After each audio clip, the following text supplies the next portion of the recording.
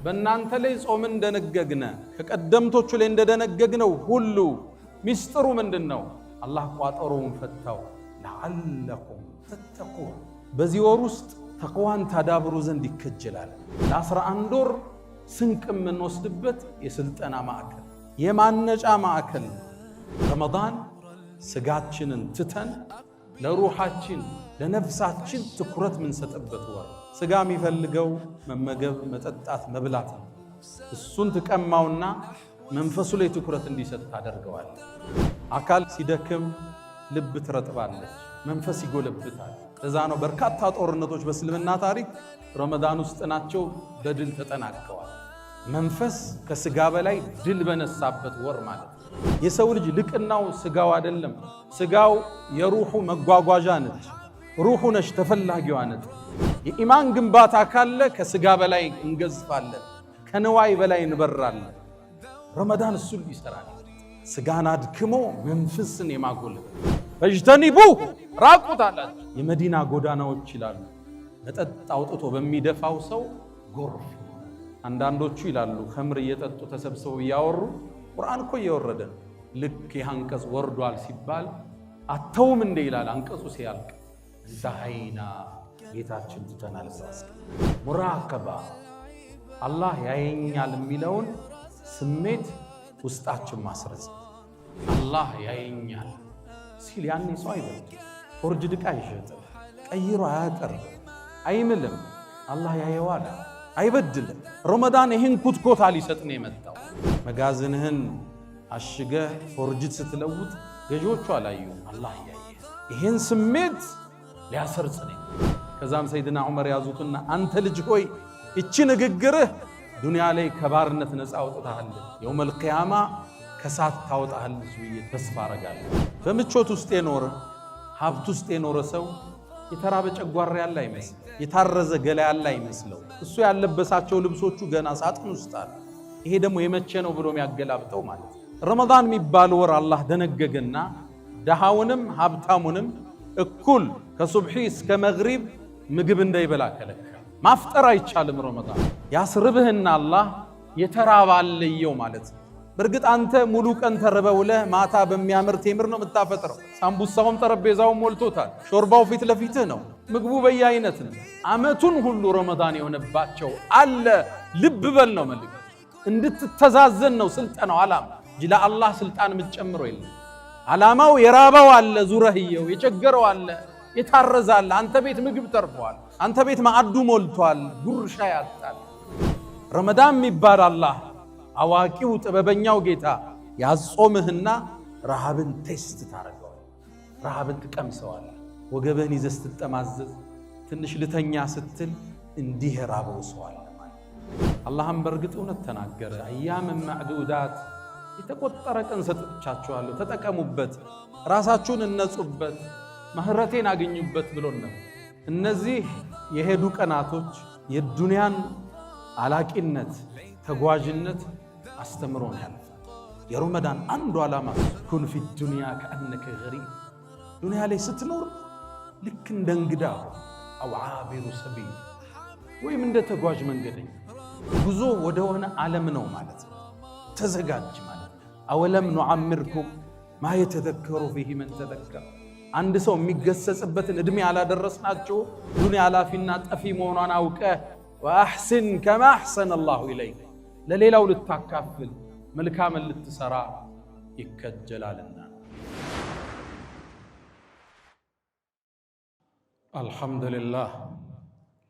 አልሐምዱሊላህ አልሙተፈድል ዐላ ዒባዲሂ ቢመዋሲም አልኸይራት ወየፍተሑ ዐለይሂም አብዋብ አልረሕማት ወነሳኢም አልበረካት። አልሐምዱሊላህ ሙንዚል አልኪታብ مجري السحاب، حمدا لك اللهم لما أسبغت من العطاء وكشفت من الغطاء وأكثرت من النعم وصرفت من النقم. اللهم أنت أحق من عبد وأحق من ذكر وأنصر من ابتغي وأرأف من ملك وأجود من سئل وأوسع من أعطى. أنت الملك لا شريك لك والفرد الذي لا ند لك، لن تطاع إلا بإذنك ولن تعصى إلا بعلمك، تطاع فتشكر وتعصى فتغفر، أقرب شهيد وأدنى حفيظ، وأخذت بالنواصي وكتبت الآثار ونسخت الآجال، والقلوب لك مفضية والسر عندك علانية، الحلال ما أحللت والحرام ما حرمت، والدين ما شرعت، والخلق خلقك والعبيد عبيدك، وأنت الله الرؤوف الرحمن. ناداك قلبي خاشعا ولساني يا عالما بالسر والإعلان، فرج كروب المسلمين جميعهم واحفظ علينا نعمة الإيمان، يا من إذا وقف العبيد ببابه ستر القبيح وجاد بالغفران، تعفو الملوك عن النزيل بحيهم كيف النزيل بساحة الرحمن. أشهد أن لا إله إلا الله ولي الصالحين وحده لا شريك له، له الملك وله الحمد يحيي ويميت وهو على كل شيء قدير، وأشهد أن سيدنا وإمامنا وقرة أعيننا محمدًا عبد الله ورسوله وخيرته من خلقه وأمينه على وحيه، بعثه الله بين يدي الساعة بشيرا ونذيرا وداعيا إليه بإذنه وسراجا منيرا، فختم الله به الرسالة وأدى الله به الأمانة، فصلوات الله وتسليماته عليه ما اتصلت عين بنظر ووعت أذن بخبر، وسلم تسليما كثيرا. يا نبي الله لك أحرفي رتلتها ترتيلا، طوبى لشعر في مكامك قيلا، صلى عليك الشعر حين نسوغه ويظل مهما قيل عنك قليلا. اللهم احشرنا في زمرته واجعلنا من خالص أمته. أيها الناس عباد الله، أوصي نفسي الخاطئة وإياكم بتقوى الله، ولقد قال تعالى: ولقد وصينا الذين أوتوا الكتاب من قبلكم وإياكم أن اتقوا الله، يا أيها الذين آمنوا اتقوا الله وقولوا قولا سديدا يصلح لكم أعمالكم ويغفر لكم ذنوبكم، ومن يطع الله ورسوله فقد فاز فوزا عظيما. يا أيها الذين آمنوا اتقوا الله حق تقاته ولا تموتن إلا وأنتم مسلمون. أيها الصائمون القائمون، نحن داخل شهر كريم وموسم عظيم، شهر الخيرات والبركات والعطايا والهبات، شهر رمضان، وصومه من أزكى العبادات وأفضل الطاعات، بل هو ركن من أركان الإسلام ومبنى من مبانيه العظام. اللهم أهله علينا باليمن والإيمان والسلامة والإسلام والتوفيق لما تحب وترضى. ود مؤمنان ጿሚዎችና ሰጋጆች ሆይ አላሁ ሱብሓነሁ ወተዓላ ረመዳንን በነቢዩ ኡመት ላይ ደንግጓል። በቀደምቶቹ ላይ እንደደነገገው ሁሉ ረመዳን ሲገባ ፍጥረተ ዓለሙ እንደሚለወጥ ዳሰናል። የጀነት በሮች ይከፈታሉ፣ የጀሃነም በሮች ይዘጋሉ፣ ሸይጣናት ይጠፈራሉ፣ መላእክት ከሰማይ ወደ ምድር ይወርዳሉ። ተነዘሉል መላኢከቱ ወሩሑ ፊሃ።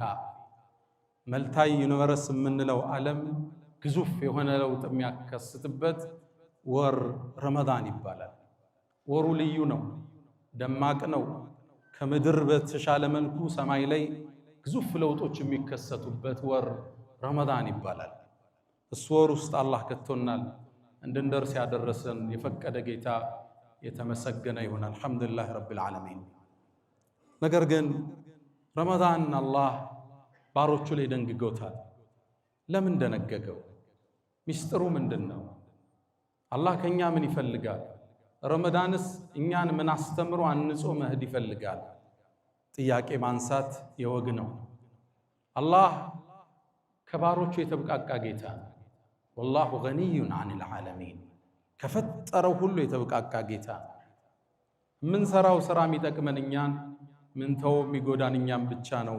ኢን አሕሰንቱም መልካም ብትሰሩ አሕሰንቱም ሊአንፉሲኩም ለራሳችሁ ይለናል። ወይን አሳእቱም መጥፎ ብትሰሩ በራሳችሁ። መጾም ጥቅሙ ለባሪያው እንጂ ለአላህ አይደለም። አላህ አዋጅ አውጇል። ያ አዩሃ ናስ እናንተ የሰው ልጆች ሆይ አንቱሙል ፉቀራኡ ኢለላህ እናንተ ወደ አላህ ከጃይ ድሆች ናችሁ። ወላሁ ሁወል ገኒዩል ሐሚድ ምስጉኖ የተብቃቃው አላህ። ከኛ ጾም እሱ አይፈልግም። ዒባዳችንም ይጨምርለት ወንጀላችንም ይቀንስበት ነገር የለም። ሐዲሰል ቁድስዬ ላይ ለዛ ነው እናንተ ባሮቼ ሆይ እናንተ እኮ ሁላችሁም ሰዎችም ሆኖ አጋንንት በአጠቃላይ አላህን በጣም እንደሚፈራ አንድ ባሪያ አይነት ልብ ቢኖራችሁ ከስልጣን የምትጨምሩት የለም ይላል። እንዲሁም ሁላችሁ አላህን በጣም እንደሚያምጽ ሰው ልቦና ብትይዙ ከስልጣን የሚያጎለው የለም ይላል። ታዲያ መራባችን ሚስጥሩ ምንድነው? ረመዳንን ለምን ደነገገው? ጠቅሞ ወደ ራሳችን ስለሚመለስ አላህ ራሱ ነገረን። ያ አዩሃ الذين آمنوا እናንተ ያመናችሁ ምእመናን ኩቲበ ዓለይኩም الصيام በእናንተ ላይ ጾምን ደነገግነ ከቀደምቶቹ ላይ እንደደነገግነው ሁሉ ሚስጥሩ ምንድነው? አላህ ቋጠሮውን ፈታው። ለዓለኩም ተተቁን በዚህ ወር ውስጥ ተቅዋን ታዳብሩ ዘንድ ይከጀላልና። ረመዳን ለአንድ ወር ተደንግጎ ለ11 ወር ስንቅ የምንወስድበት የስልጠና ማዕከል የማነጫ ማዕከል አውቀነውም ጾም ነው ሳናውቀውም ሆነ ሚስጥሩ ገብቶን የሚሆን ሳይገባን የስነ ምግባር የተቅዋ የአኽላቅ ነፃ የሚደረግበት ወር ረመዳን ይባላል። ከመራባችን አይደለም ሚስጥሩ። እንድንጾም አላህ የደነገገው ወደኛ የሚመለስ በርካታ ትሩፋቶች አሉ። አንድ ሁለት ብለን እናንሳ። የመጀመሪያው ረመዳን ስጋችንን ትተን ለሩሃችን ለነፍሳችን ትኩረት ምንሰጥበት ወር። ስጋ የሚፈልገው መመገብ፣ መጠጣት፣ መብላት ነው። እሱን ትቀማውና መንፈሱ ላይ ትኩረት እንዲሰጥ ታደርገዋል። አካል ሲደክም ልብ ትረጥባለች፣ መንፈስ ይጎለብታል። ለዛ ነው በርካታ ጦርነቶች በእስልምና ታሪክ ረመዳን ውስጥ ናቸው በድል ተጠናቀዋል። መንፈስ ከስጋ በላይ ድል በነሳበት ወር ማለት ነው። አካልን አድክሞ መንፈስን የምናድስበት ኢማንን የምናድስበት ወር። አእምሮ በእውቀት ይመገባል፣ ስጋው አካሉ በምግብ ይመገባል። ሩህ ደግሞ ኢማን ነው ምግቧ። የኢማን ስንቅ የምናዳብርበት የተለየ ወር ነው ረመዳን ማለት። የሰው ልጅ ለስጋው ሲያድር ከእንስሳ በታች ይሆናል። አላህ ልክ እንደ እንስሳ ከነሱም መስመር የሳቱ ብሏቸዋል። ከልአንዓም ነው ያላቸው፣ ልክ እንደ እንስሳ ይሆናል። በቅርቡ አሜሪካ ውስጥ አይተናል አይደል? የጄፍሪ ፒሰን ፋይሎች የዓለም ታላላቅ ባለሀብቶች፣ መልቲ ቢሊዮነሮች፣ ፕሬዝዳንቶች ሀብቱ ጥግ ደርሶባቸው ምቾቱ የህፃናት ስጋ ሲበሉ ነው አይደል የተገኙት። የሰው ልጅ ለስጋው ማደር ሲጀምር ከእንስሳ በታች ይሆናል።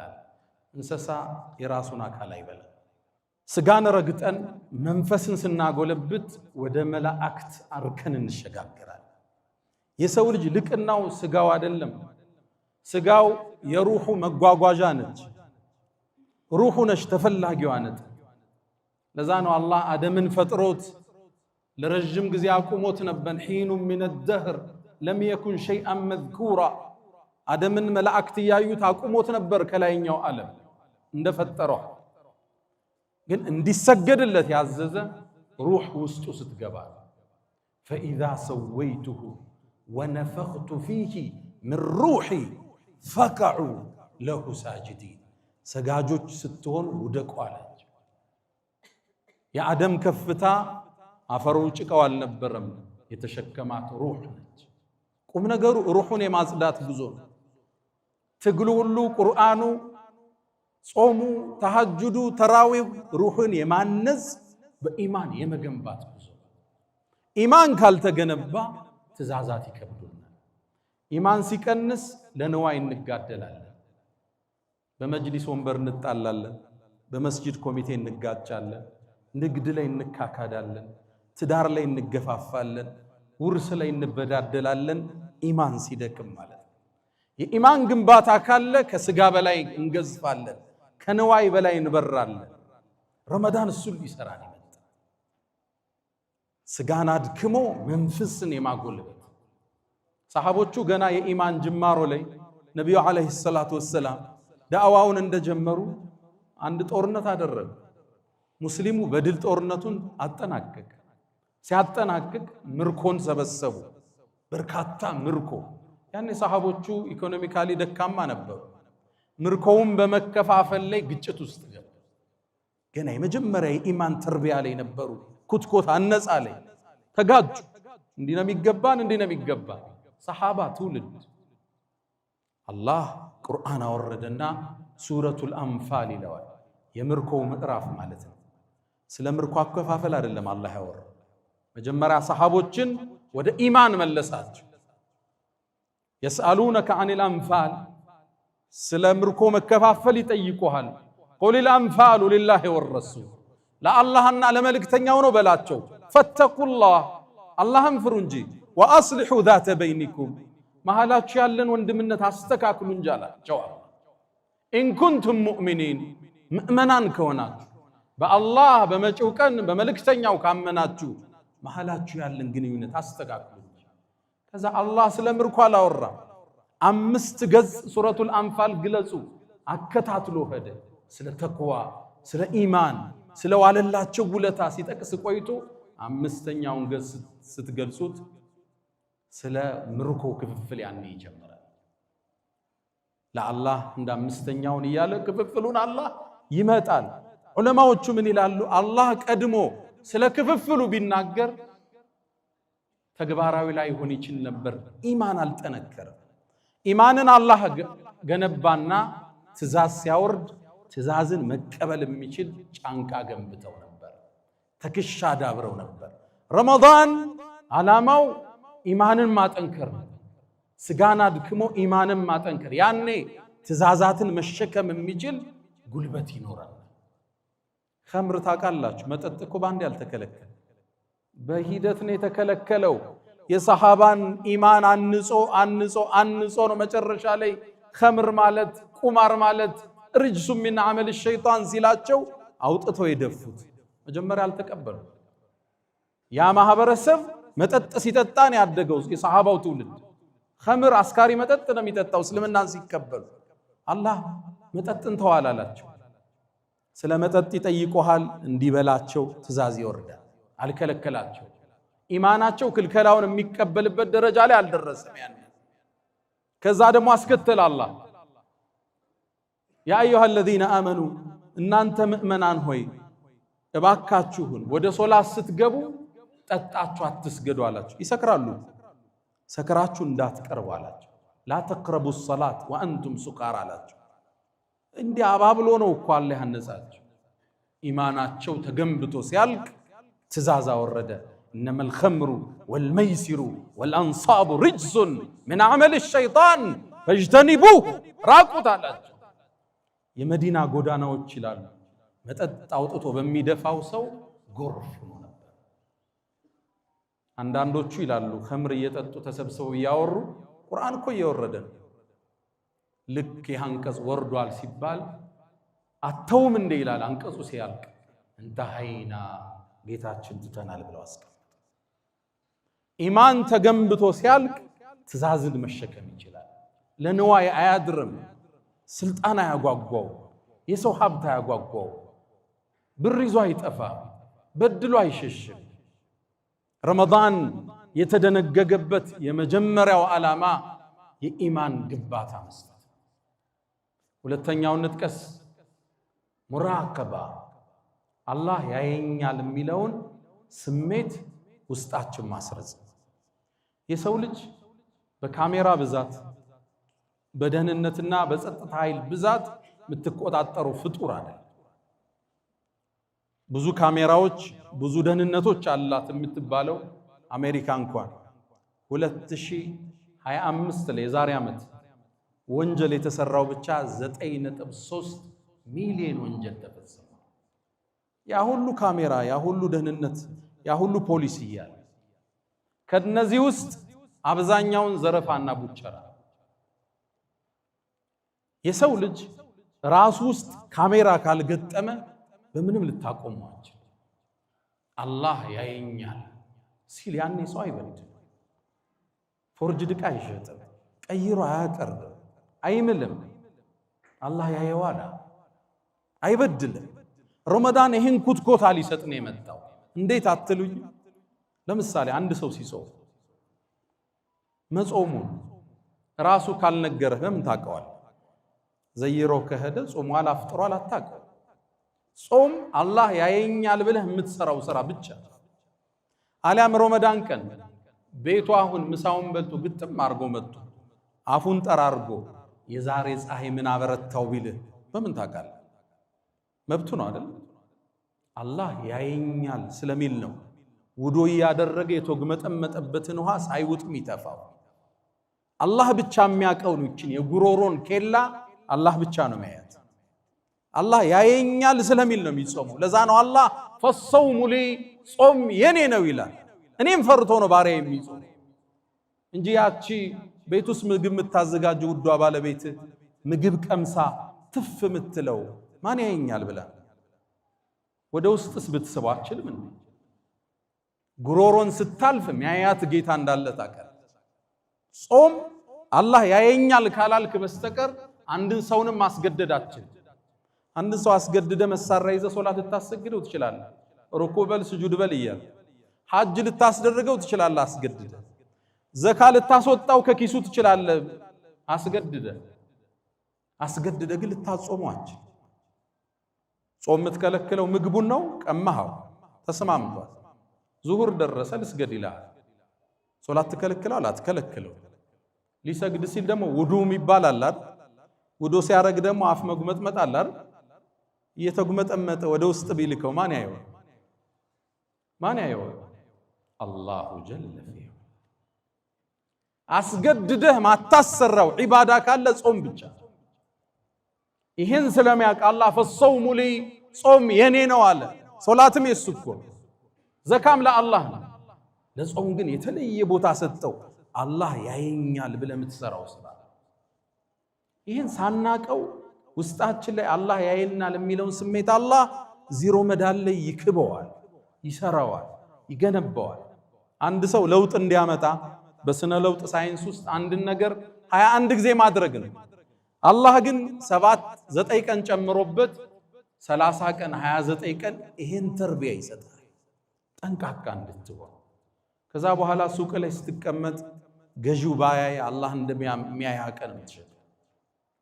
ፎርጅድ ዕቃ ስትገለብጥ ሰውየው አላየህም፣ ቤቱን ዘግተህ ግን ስትሰራ አላህ አይተዋል። ይህን ስሜት ነው ረመዳን የሚያሰርጽ። ይሄ ተርቢያ ያሳለፉ ሰሃቦቹ አንዴ አንዷን ወጣት አንዱ ኮረዳ አባበላት። ጨለማ ላይ ነበር፣ ውብና ቆንጆ ነች። በዝሙት ፈለጋት። ድቅድቅ ባለው ጨለማ ሰማዩ ላይ የሚታዩት ከዋክብት ብቻ ናቸው። ጠጋላትና እባክሽን እንጨዋወት አላት። እሷ ዞር ዞር ስትል ላ የራና ኢለል ከዋኪብ አላት። አይዞሽ አትፍሪ ከዋክብት እንጂ እኮ የሚያየን የለም አላት።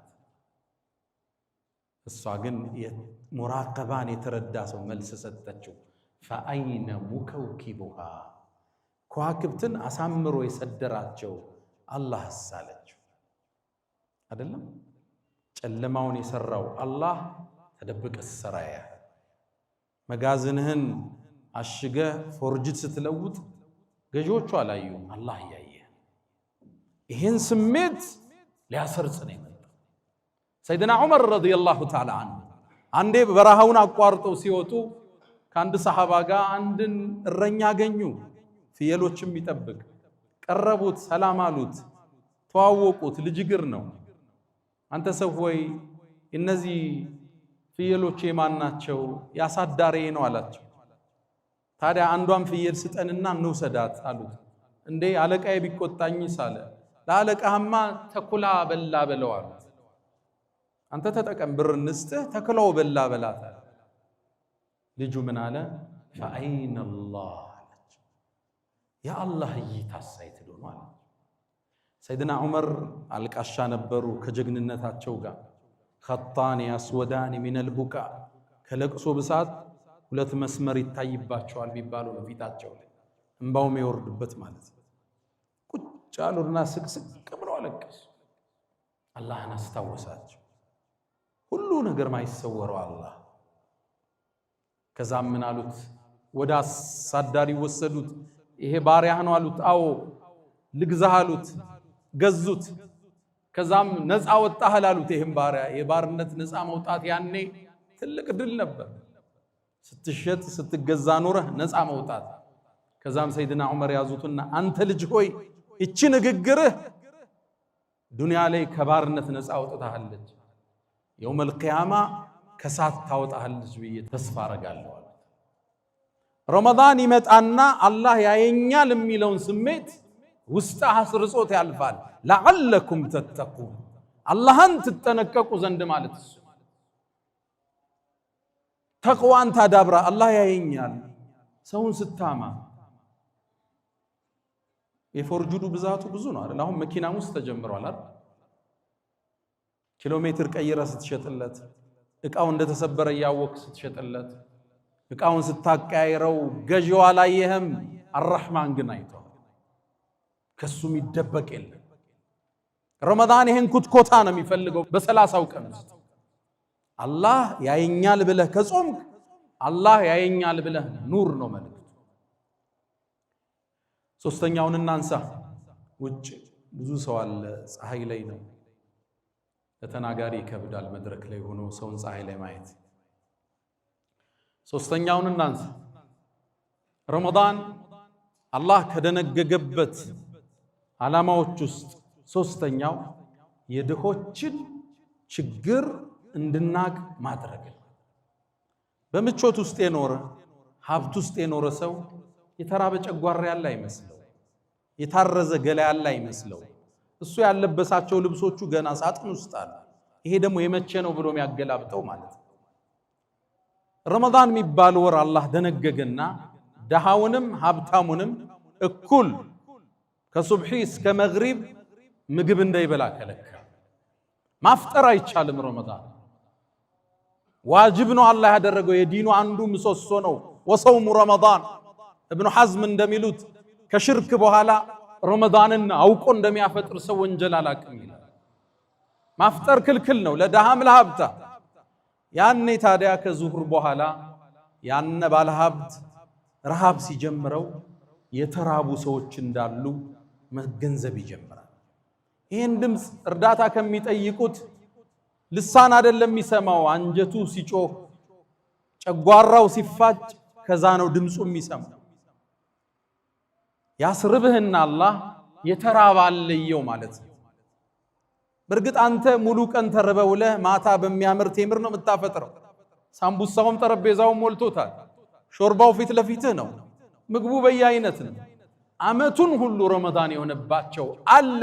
ልብ በል ነው መልእክቱ። እንድትተዛዘን ነው ስልጠናው ዓላማ እንጂ ለአላህ ስልጣን የምትጨምረው የለም።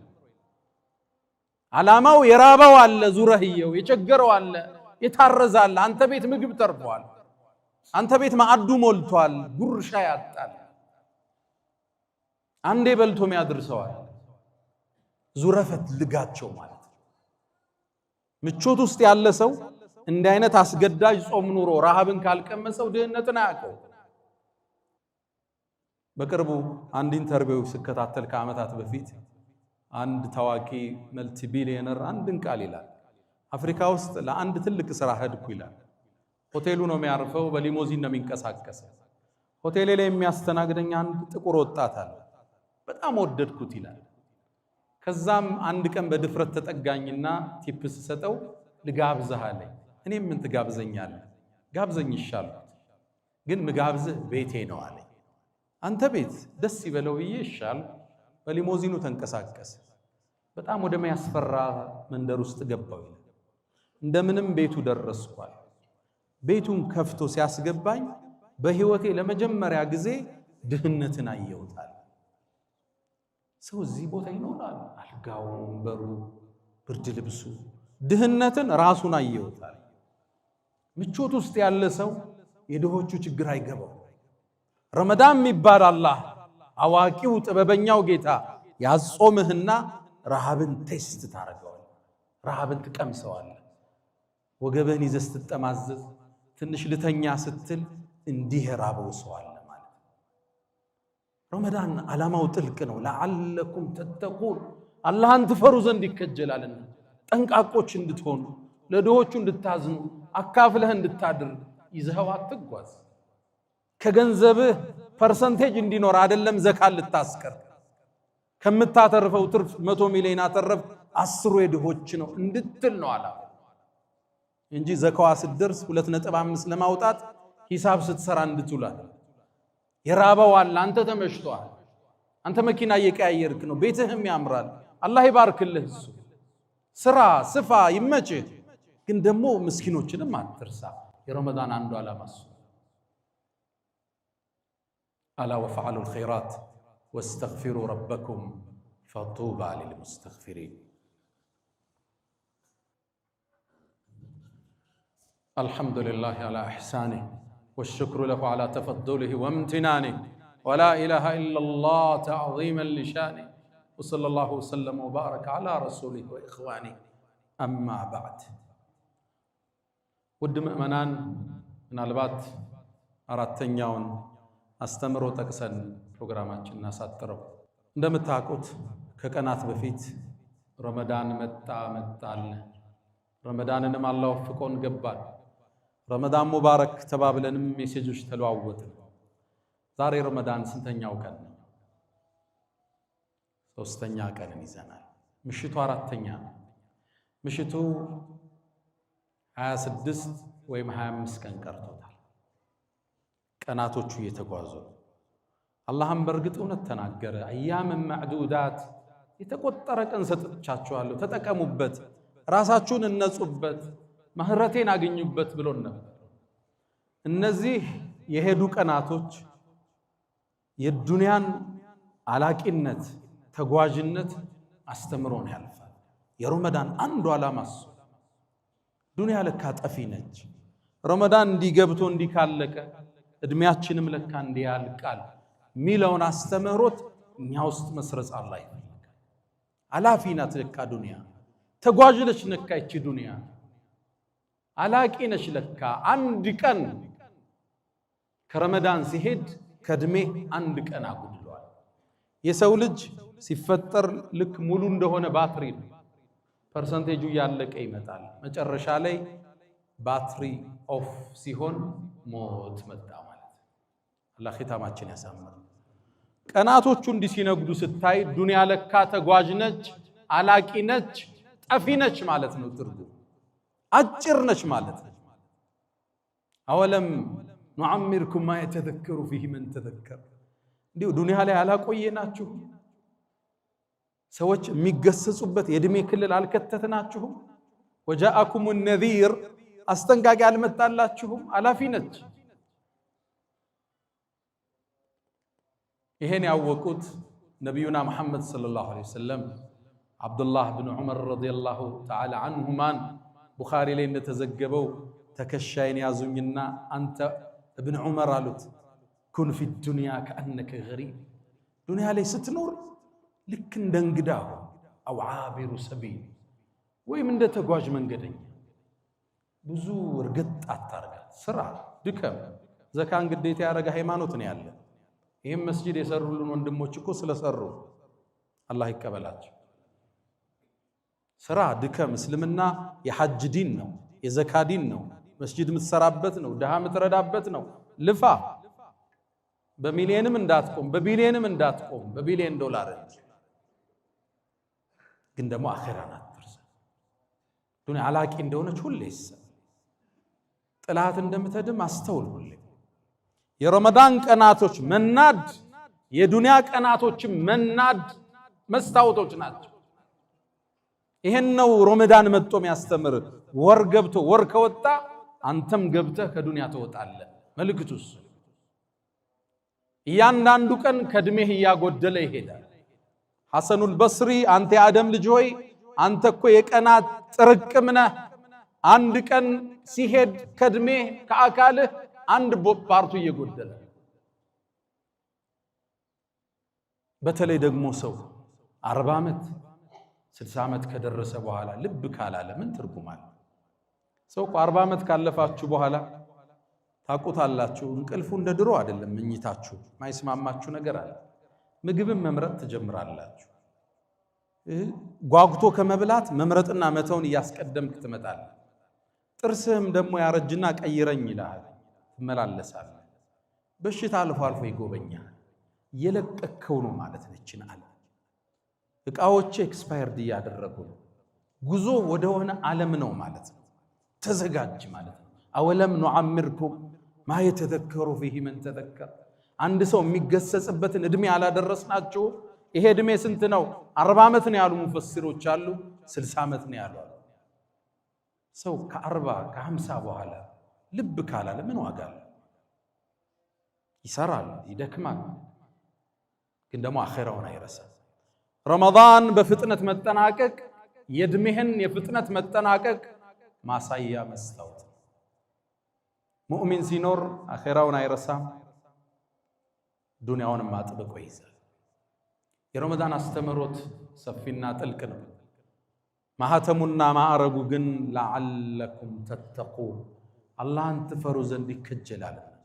ኢማናችሁ ልታበረቱ፣ አላህ ያየኛል የሚለውን ስሜት ውስጣችሁ ልታዳብሩ፣ የተራበ እንዳላቀ ልታካፍል፣ ዱንያ አላፊና ጠፊ መሆኗን አውቀህ ወአሕሲን ከማ አሕሰነ አላሁ ኢለይክ ለሌላው ልታካፍል፣ መልካምን ልትሰራ ይከጀላልና።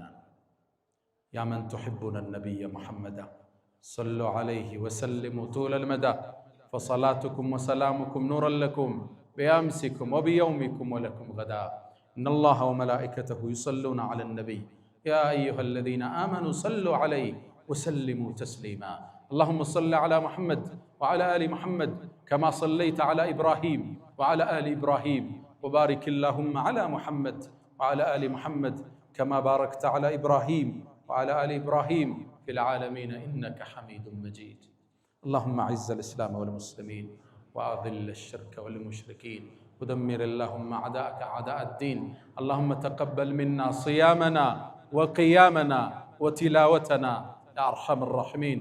اللهم لا تدع لنا في مقامنا هذا ذنبا إلا غفرته ولا هما إلا فرجته ولا دينا إلا قضيته ولا رزقا إلا وسعته ولا غائبا إلا رددته ولا مديونا إلا قضيته برحمتك يا أرحم الراحمين.